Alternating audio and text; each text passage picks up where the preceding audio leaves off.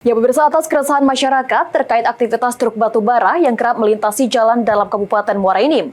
Pemerintah Kabupaten Muara Enim menegaskan tidak akan mengeluarkan izin dispensasi jalan hauling angkutan batubara melintas di wilayah Muara Enim.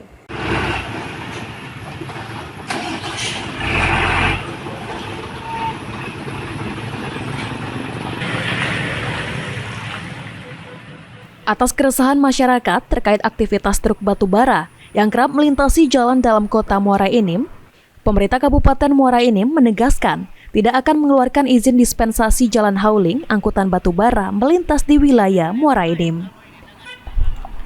Bupati Muara Enim, Edison, mengatakan pihaknya akan mengecek langsung ke lapangan, yang pasti jalan tersebut dikelola oleh Rindam untuk melintas di jalan tersebut.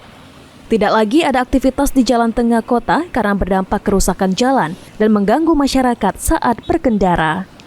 Yang menjadi konsentrasi pemerintah daerah saat ini, adanya penggunaan jalan negara oleh truk batubara lainnya yang menuju wilayah Prabu Muli.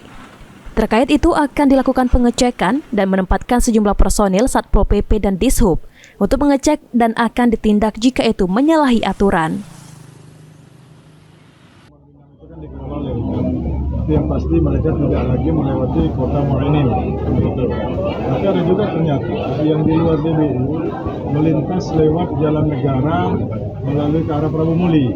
Itu akan kita lakukan turunkan petugas kita dari Satpol PP dan Dishub supaya mereka tadi malam kan itu dikembalikan ke arah balik.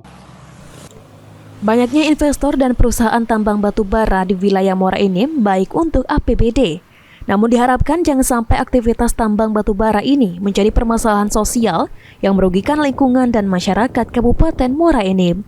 Mardiansyah, PAL TV.